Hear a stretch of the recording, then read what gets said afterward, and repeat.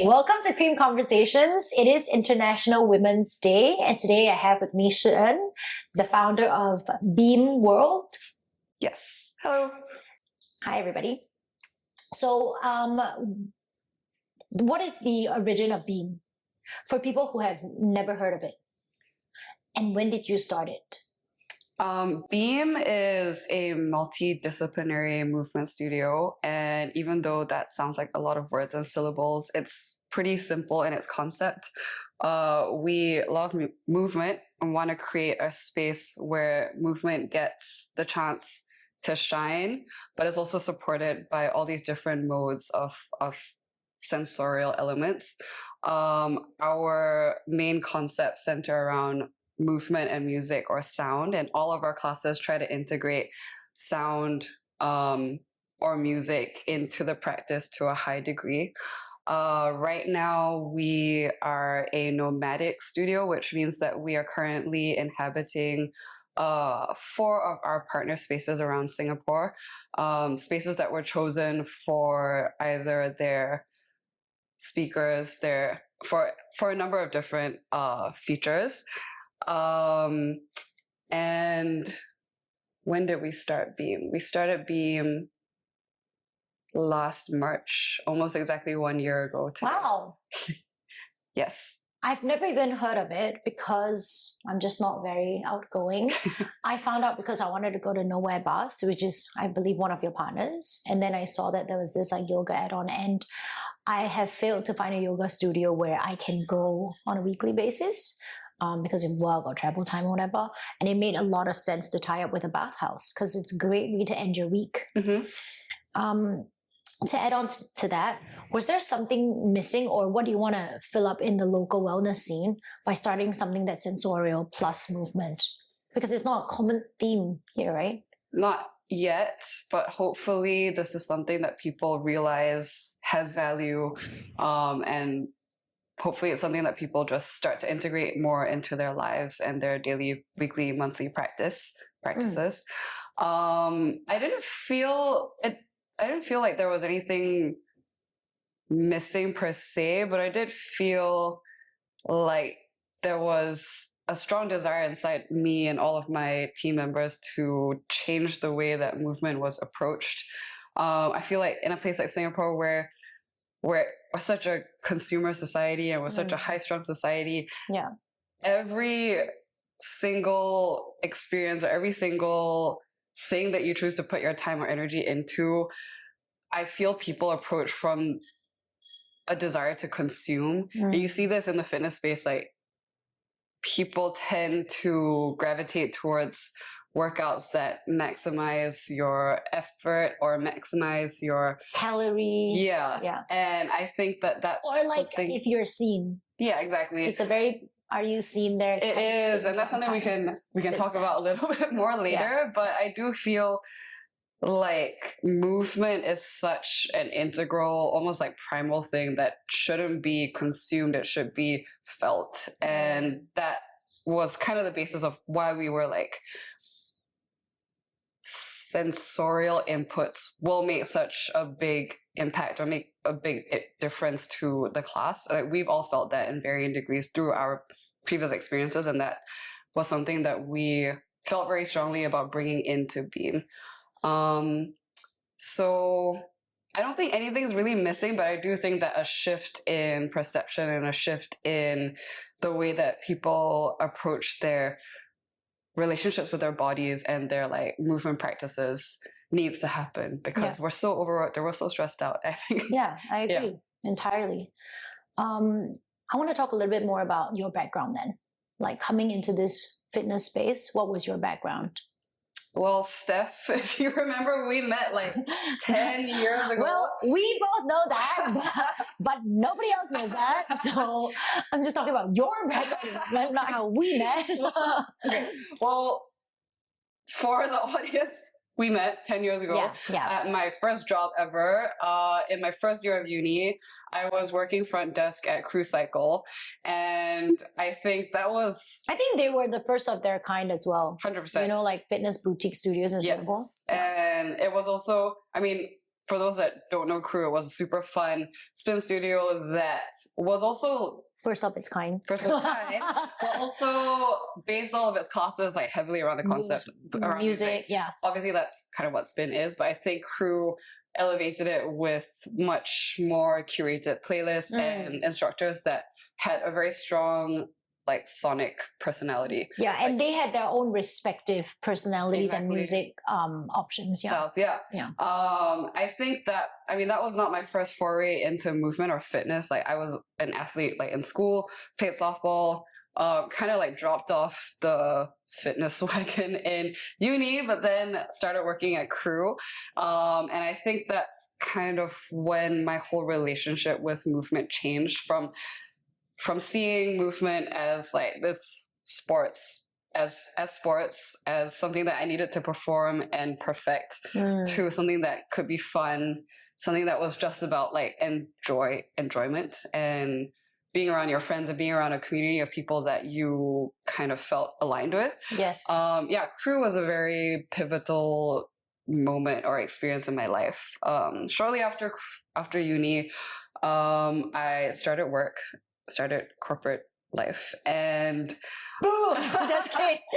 and I think I was feeling a little bit lost. My first year of work was kind of rough. COVID happened at the end of that year, and we were all like stuck at home. I think I'm undiagnosed, but I definitely have ADHD, and I was going crazy with the lack of like variation in my day.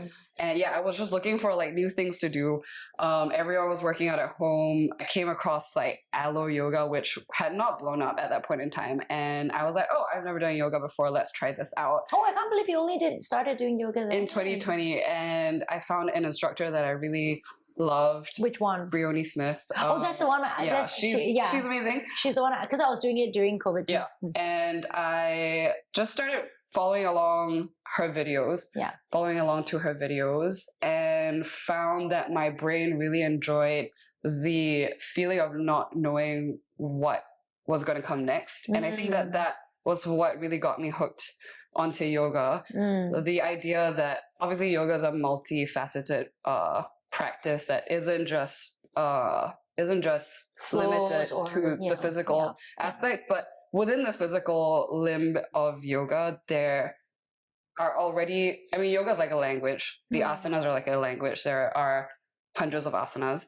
but within that vocabulary, you can create so many different permutations and combinations of sequences. I think that's what I love about yoga. Yeah, too. I think that when my brain realized that, I was like, whoa, this is like never ending. And when it's a good flow, when you come out of the flow, it's like, wow. Yeah, it doesn't so nice. just like impact your body. It also has just like profound impact on your mind. Yeah. And it's that feeling of like expansiveness, of limitlessness in the practice. And I also feel like when you're on your mat, you're not going anywhere, but you go so many places just within the body. And I think that's what I find really awesome about yoga. The physical aspect of it. Obviously, there are many other parts to yoga, but that's what really got me hooked. Did my teacher training with a good friend, Marianne, who you also know, and we kind of just continued exploring the practice. Like from there, that was 2020 December. Did another teacher training in 2022, and have been teaching for the past 3-ish years now. Outside of your day job. Yes. I just want to bring some attention to her fingers, because it looks like some kind of like torture conception from the past. I'm not torturing her. She's not forced to say anything. There are no needles in playing with this. It's actually from like the connections of these rods. I didn't do anything. I know it looks weird. It's not me. It's all on her. I think it's her ADHD. She needs to fiddle. I need something to hold on to. Just saying that, like, I don't want people think like, is she being forced to be there? No, she's not. Okay. No. Okay. To expound a little bit on that, I want to talk about designing the user experience. So what I appreciate, so I went to Beam, did the class at Nowhere. I really enjoyed it because obviously this followed with the bath, but also not just the flow, like what you said about the music.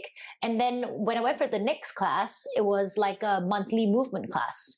So there are also different types of classes, and we will go into the monthly movement class later on. But just explain a bit about, because it is a nomadic space, how do you plan the classes then, the types of classes, I mean? So because of our current setup as a nomadic studio, obviously we're always working around our partner spaces schedules. I think it's been a double-edged sword, like this kind of setup, while we are able to tap into all these amazing features of these different spaces. Like Nowhere Baths obviously is in this beautiful sun-drenched space, like surrounded by greenery and Dempsey, and it feels like you're stepping out of the craziness of like Singapore day-to-day life and into like a different pocket of reality. We have our different space partners all have different attributes that we are very lucky to be able to kind of like latch onto and add to the experience. But obviously we are not able to like maximize the number of classes that we would ideally like to do because we're sharing the space with all of our partners. And that's all to say that in every month we have maybe on average like 22 to 24 classes in the month. So that's 6 classes a week. And I think that doesn't really give you a lot of breadth to kind of just like throw something out and see what sticks. So we have to be really intentional in designing the classes that we wanted to focus on, because we can't just be like, oh, we love vinyasa and we love maybe like 2 or 3 styles of yoga. Let's try like 3 different formats for each of those styles. Like we really had to pick 2 styles, I think, of yoga that we wanted to focus on and have very distinct variations on those themes, because we only can focus on 4 class types right now, actually 5. But yeah, the class types that we focus on or offer at Beam are split into 2 categories. Wait, sorry, you said offer that Beam. So at all your different partners, do you offer different types of... Yes, we do. Okay, yeah. Got it. We can go into that a little bit later, but basically how we split our classes into 2 categories, is into 2 categories. The first one being more movement focused, so class types that would feel more familiar, slow flow vinyasa and a mobility practice. And the second category is classes that are more focused on the sound. So it's movement sound, and under sound we have our regular class, which is called Submersion, which is the only class type that features a live performance by a DJ or by an artist.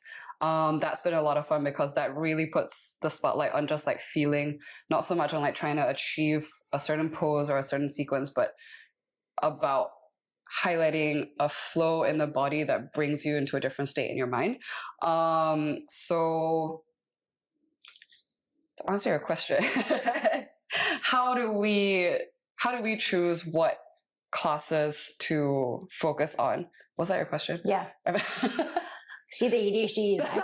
I know it very well because I'm like that too. All the way around. I hit all the tangents. The question was, how do we... Okay, so how do you plan, like, what types of classes, and how do you plan it for this nomadic spaces? Yeah. Okay, so I think I answered the why do we choose what classes. But how do we choose which classes like fit in which space, I think is very specific to the space. And I can't really go into this without talking about each of the spaces. So obviously Nora Baths, it's like sun-filled, light-filled. Yes, like, and it's like a pocket away from craziness. Yeah. I think Air also Air has, CCC. Air CC has a lot of the same qualities, but has a much stronger like community post-class aspect, because the add-on experience there is brunch or coffee, and you have a big expansive like field to kind of just lounge around. And I think that kind of it makes sense for a weekend. And it lends to a different crowd that maybe are kind of like curious about movement, but not necessarily there to just like practice. They're also there to like come down, enjoy like their morning, make a new friend, like, and just hang out. So yeah, that's Air. And then Rasa is like a club that has crazy lights and sound system. So that space supports our like sound focused classes a lot more. And then our last location in Orchard, it also is similar to Air, but I think the difference there is that the crowd that comes to third floor is a lot more like like I think they kind of like have somewhere to go after. So yeah, looking at all of the different locations and all their attributes, we've kind of figured out, okay, Rasa is really good for all of our sessions and all of our submersion classes.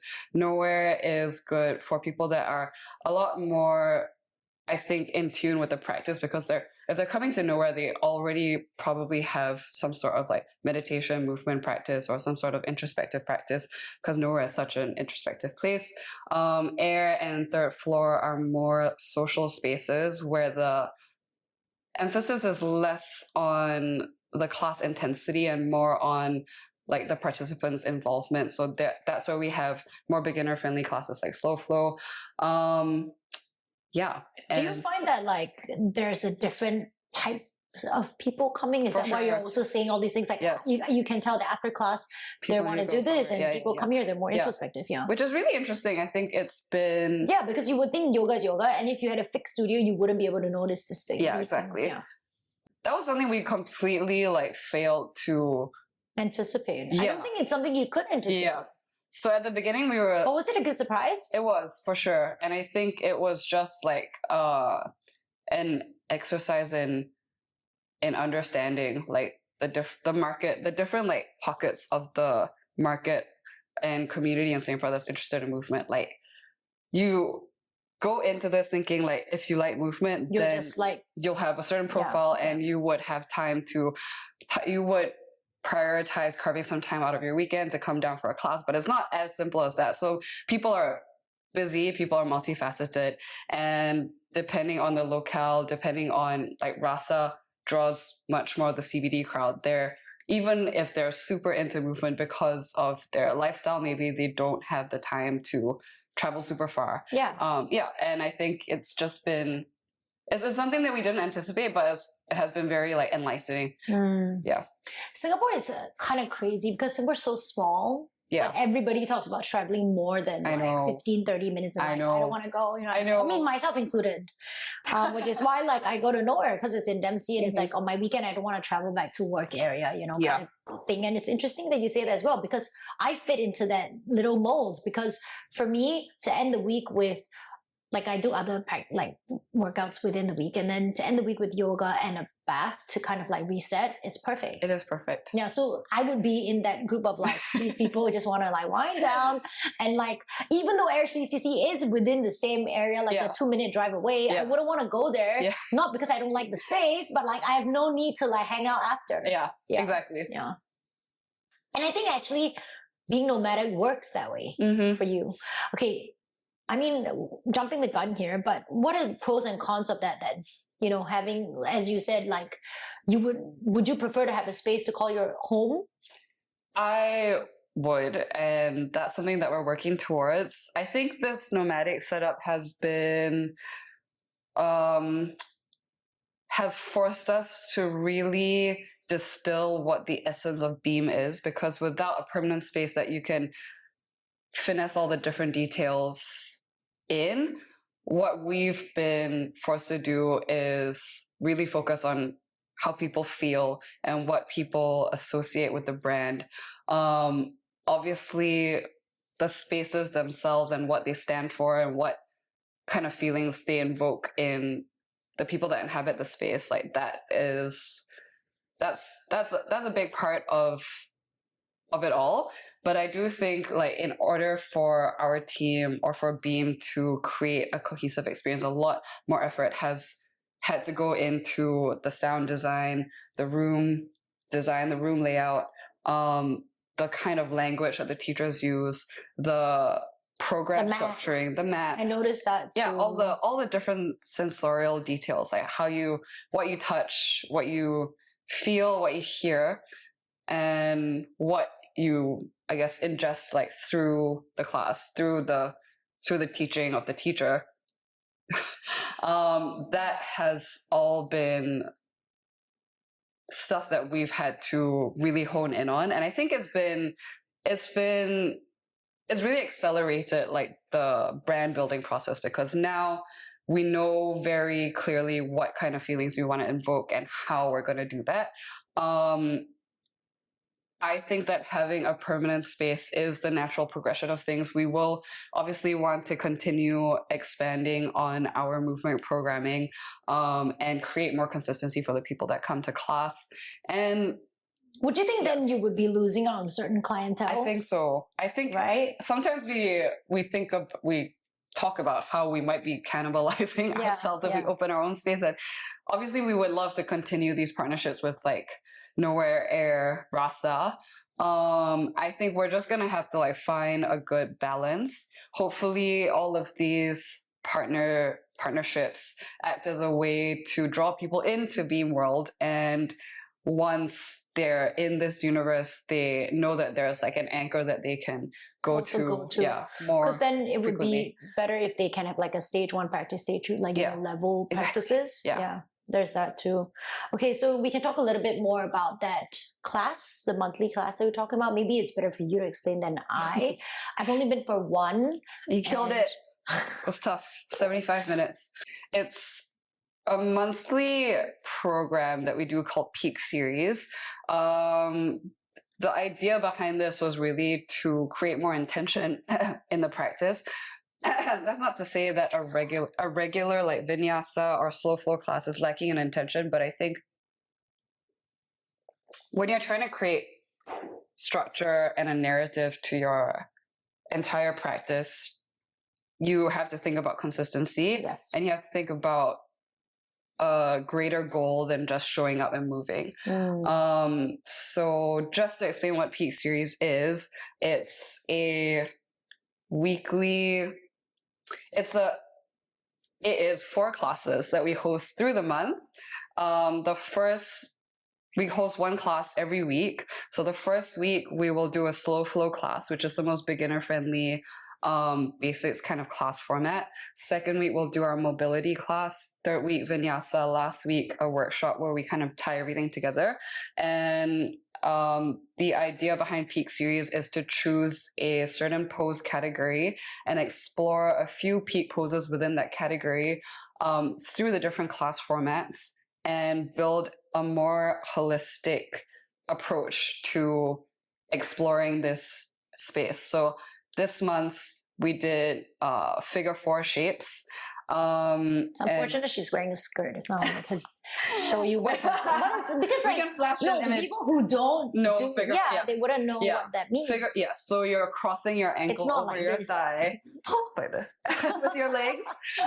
Next month in March, we're doing arm balances, and we are basically just trying to create a space where people can go deeper into one aspect of the physical practice. And it's 75 minutes compared to the regular 60. Yes. So throughout the month, the first 3 classes will be the 60-minute regular class, where we pick one peak pose. So like in March, we're doing arm balances. First arm balance in our slow flow class will be crow. Second will be flying pigeon. That will tackle through the mobility class format. Third, in vinyasa, we will work on flying splits. And the idea is that if you have attended, you don't have to attend all of the classes, but if you've attended a few, you would have had the chance to think about coming into these poses from a different movement perspective. So in vinyasa, obviously, you're trying to move quickly and in sync with the breath.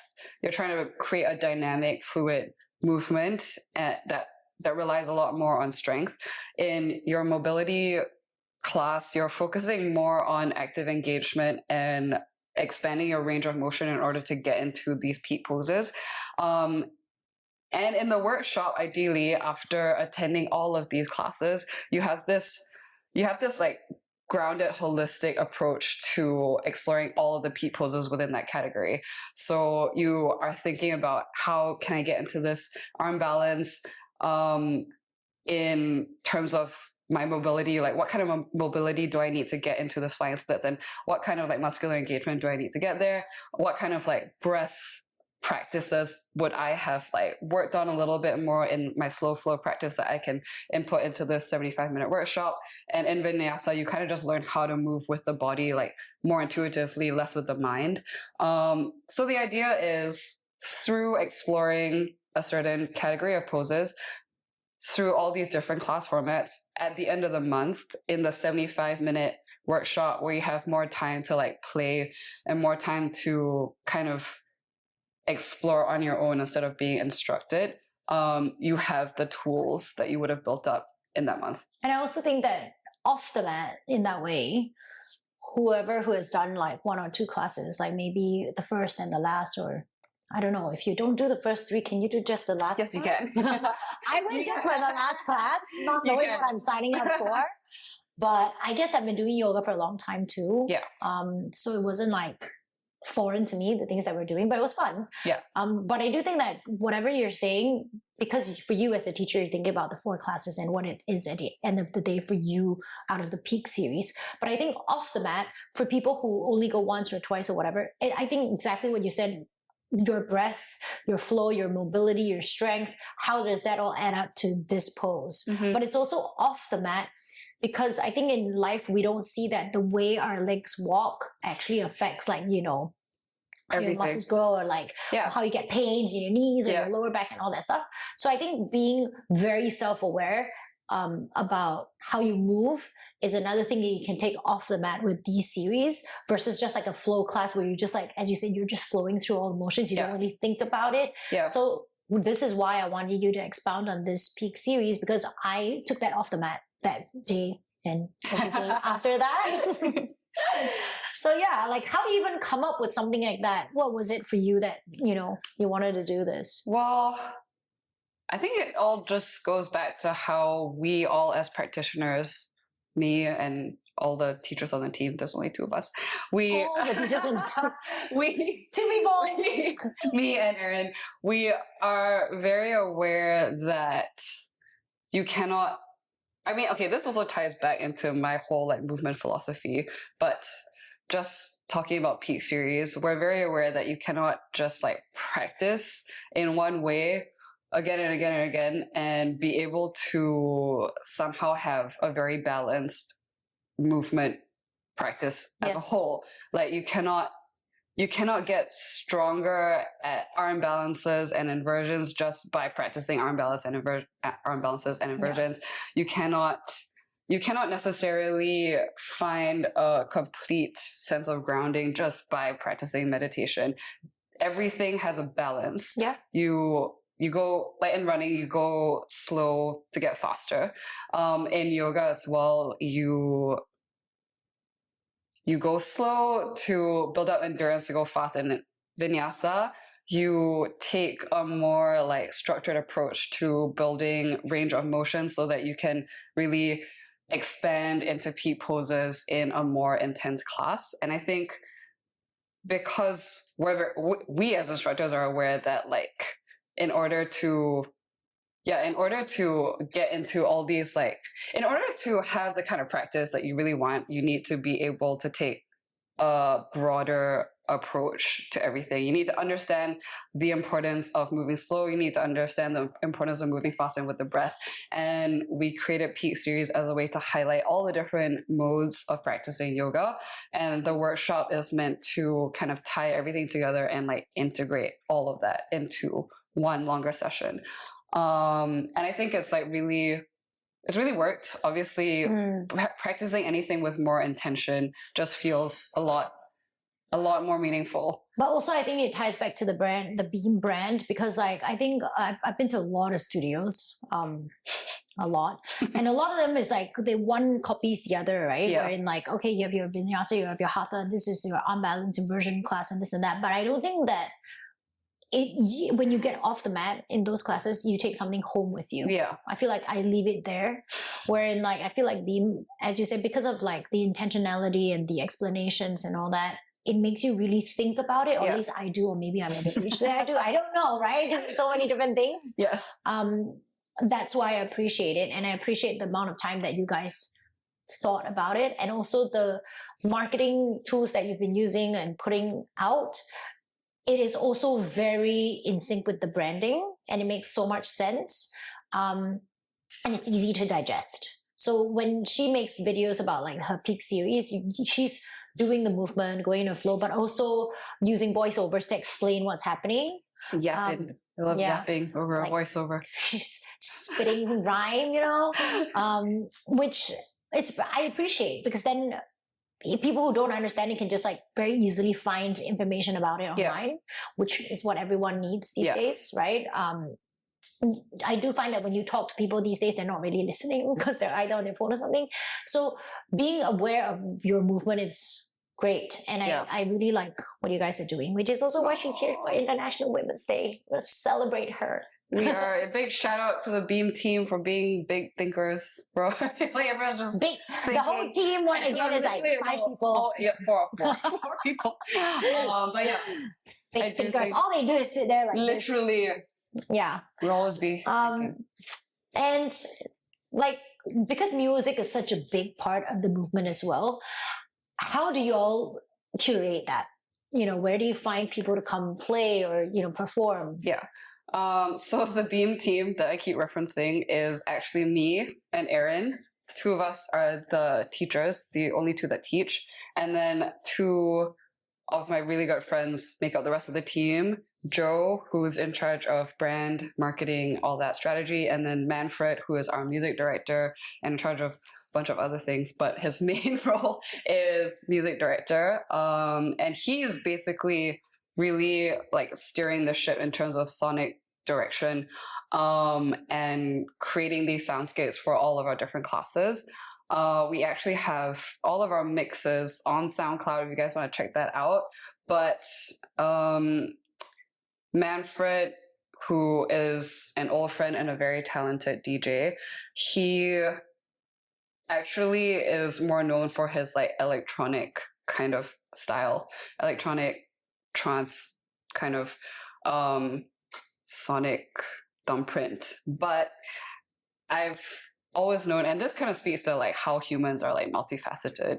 I've always known that all artists, Manfred included, have different personas. They have one that's like always going to be more like commercially successful. I feel like every artist has an ambient side to them. Like every artist loves more down tempo, more I think in every art kind of music as well, because you can't just only like one thing. Like that's not like what we're talking about with movement, different movement practices. But I reached out to Manfred when we were conceiving Beam, coming up, conceptualizing Beam, and he was just immediately very excited to work on this, or have an avenue to work on this different style of music and sound. And so we've worked together very like collaboratively in the creation of the soundscapes or the mixes that we play in each class. So even though Submersion is the only class type where we have like a live DJ performing an ambient set, all of our other class types feature a 60-minute mix that was painstakingly curated by Manfred. And each of these mixes will correspond to the types of movements that you're doing in the class based on the class type. So slow flow is a bit more like floaty. Vinyasa is more intense. Mobility is more structured, like more rhythmic, because you're trying to get into a certain like state of mind. And I think what's been interesting in this whole journey of co-creating is realizing how many similarities there are in like a 60-minute set and a 60-minute movement flow. There's the beginning where you're kind of like arriving, you're connecting with your breath, or you're getting associated with the kinds of sounds that the artist is going to play. And then there's a build up, and then there's a peak, and then there's a reintegration phase. Like this is present in like both in music sets and in movement practice, movement flows. And I think that's something that when I say now, it seems so like obvious, but when we were doing all this for the first time, I was like, whoa, like, that's so cool and unexpected, and it's something that like lends so naturally to how these two things work together. Yeah. I think it's brilliant because younger entrepreneurs like yourself, outside of your day job, you're doing this on the side, but there's so much heart and intention and thought put into it. It's not just like, let's just do something on the side because it's fun, which it should be. But at the same time, like there's so much explanation that goes on behind Beam where people don't see or usually hear. I think that's why we're sitting here to celebrate Beam. Yapping. Yeah, and yap on and on about. Okay, just last advice thingy, because I know we've been going on for a long time. So for someone who's just getting started with movement, what's one mindset or practice shift that you'd offer? Like, where can they start? Because I think for a lot of people, I listened to like audiobooks, just listening to this morning. They said for every change in your life, there needs to be like a moment. And for example, if you want to lose weight, then you look in the mirror. That could be your moment. Mm-hmm. Oh, why is my shape weird? But for everyone who's like, anyone who wants to listen to this, to where we're at right now, are obviously interested in yoga or movement or music and movement. What was one advice that you would give them on like a daily shift, or like where can they start? I think that starting takes a lot of energy. Starting anything is like, I always think about the Big Bang or like the creation of the universe. It was this one giant concentrated like burst of energy that ultimately is what gives you the momentum to keep going. But without that momentum and consistency, that energy will eventually like fizzle out. Yep. If you are starting or interested in starting a movement practice, I think it's important to know why. Obviously, you can be driven by any number of factors, like changing the way that you look, or maybe like connecting with yourself on a deeper level. I think being aware and being really true to yourself in that intention will shape very strongly the types of classes that you go to and enjoy. I think a lot of people in Singapore, we're just like always doing and not really thinking. And I think being able to connect with your intention is very important, because somebody who is trying to get into movement purely because they want to move faster or be slimmer, they're going to gravitate towards different kinds of classes that maximize your caloric burn or your effort output. So yeah. But people that are kind of approaching this from the place of wanting to tap into their inner worlds and step out of their minds and into their bodies, I think they're also going to gravitate towards different experiences. So you're not going to enjoy it if you're going to classes that don't align with your intention. So knowing kind of why you're doing this and being honest with yourself about that is going to be very important. And then obviously consistency. I think movement doesn't have to be this big, scary thing. It doesn't have to be something that you only practice in classes. It can be something that you just start doing in the form of whatever is easiest to you, like going on a walk. Exactly. Like It's free. Walking is like the gateway drug to movement. It's free, it's easy, it's a mode of transportation.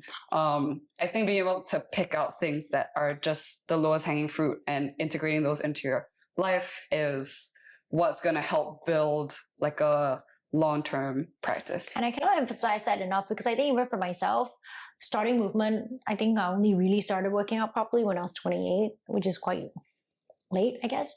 But in the beginning, it was very much so I want to lose weight, do a HIIT and this and that, and like crazy, like you said, caloric burn and all that. And then as I age, now I'm like I'm 42 this year. I'm like, so I'm 42 this year. So the things that I want is very different. Like, no doubt, I don't have the same body that I had. You can move a little bit and just lose weight. You do not look 42. I know, but like the body that I had versus the body that I have now, I think I cherish my body way more than I used to. Like, I don't drink so much anymore. Like, I eat a lot healthier, but I don't have that body. But still, I still love my body. And so then the movements I want is very different. I want to respect mobility. I want to get strength, but not through like HIIT or jumping or this and that. And I used to only want to do like classes, and now I'm very happy to work out on my own. So I do think that like what she said, you need to go for what you like in your 20s. You're not going to like what you like in your 40s, and that's totally okay. Or even in 3 months, it might change. But consistency is really key. Like I know people do crash course diets or like very into something for a bit, but I don't think like there's no longevity in that. There's no longevity. And it's also like you said, you need to enjoy your movement. And when you do, it lasts for a way longer time. And also don't feel pressured to like, I have to do this for like 5 years or something. You know, it's not. Like I started yoga when I was 28 as well. I stopped for a bit. I come back to it. I flow in and out of it because you get bored. You get bored of the same instructor. You get bored of the same format of classes. You get bored of the gyms even, which is why actually the nomadic thing really stuck to me. And I still agree with you that you should have a space, but still have these classes and even like overseas classes. You never know where it's going to take you. But yes, that's my closing advice. It's okay to change. It's okay to like keep evolving. But as like you said, like from the very beginning, movement, it's very primal. We shouldn't stop moving because our actual lifestyles in cities are very sedentary, and it's actually not very good for us in the long run. Like you said, I don't look 42, not because like there's some miracle of like drinks from the fountain of youth. Yes, I do that. The oracle told me. Yes, there's that, but it's also like I sleep very early, I drink a lot of water, I exercise a lot. Like it's a lot of that as well. Of course, there's also lasers, facials, and whatnot. But I do think that like balance, as you keep mentioning, these words are really important. And I'm sure you guys have heard it in other podcasts, like talking to like people who are in fitness and all that. Balance, consistency, and movement. It's just key in life to keep you going. Like I don't want to be 50 years old. I cannot bend over and pick up a thing, you know. And I think that's my goal right now. And I met this really younger girl again after 10 years at Beam, and I'm so happy that we reconnected. Me too. It was quite instant. It was immediate. Hey, how are you doing? Like da. It wasn't like weird or anything. And I immediately asked her to join the class right after class. She's like, yeah, sure. I'm overstimulated, but yes, 100%. So thank you today for coming. I celebrate you as a woman. Met you as a girl, celebrate as a woman, what you stand for, what you're pushing for, and how hard you're working for this. Outside of your day job, it must not be easy. Because it's very easy to start a hobby, right? It's like, as you said, it's very difficult to push through, and you're coming up on 1 year. Yay! We are! It's crazy. I think when this comes out, it's March. Be 1 year. Yeah. Congratulations. Thank you, Steph. Give me the thing. Put your finger in it. E.T. Yay! Yeah, thank you so much. Thanks for coming. Steph. Okay, the closing question would be, if Beam is a yoga pose, what would it be? Only one. I know you love so many. It would be a movement more. She wanted to put it down, but she picked up another. Wait, no, this one's not as good as the other one. But if Beam was a yoga pose, it would be a never-ending spinal wave. What does that mean? A spinal wave like is a worm? Yeah, or it's something that I love practicing in different shapes. I mostly like warm up with a spinal wave in tabletop, and it's basically just. What does that mean? Nobody understands what you're saying. I'm thinking about the sandworm in Dune. Yeah, it's kind of like the sandworm, but you're staying in one place. Like your hands and knees are on your mat, but you're moving your energy through the spine and just like lifting from the tailbone and then dropping down through the belly button and lifting through the chest. And I think I know what you mean. In cat-cow, sort of like cat-cow, but in like a more like fluidity. Yeah. And I think that I love spinal waves because they feel great. They like reset all your nerves. But also the idea of a wave is not just like tied to like a wave. Not just tied to like sound and all of that, but it also represents like this endless source of energy that just never stops. Like it has different shapes, it rises and it falls, but it always comes back. And I think that's I love that. I love the idea of waves and energy. Alrighty. Yeah. Is that it? That is it. Like, I actually know what you mean, but I like it. Like, I like when they say you can do cat-cow in any shape you want. You can pull to any shape. Like, if you're, your one side is like tighter than the other. Like some hip movements. Yeah. I really love that too. Yeah. But my personal favorite move right now is the roll down. It's a very simple standing roll down. Yeah. Like just like end of day, beginning of day, like just to like loosen up the entire Yeah. spine in your legs and That's everything. another form of a wave. I guess, but I mean more like a what's an upside I down guess U? not really. Like a what's an upside down U? An arch, a Yes, beam, like an arch. a beam. It's like a rainbow. But yeah, find your own signature poses. Mhm. Thanks for doing this today. Thanks for having me, Steph. Wave. Bye.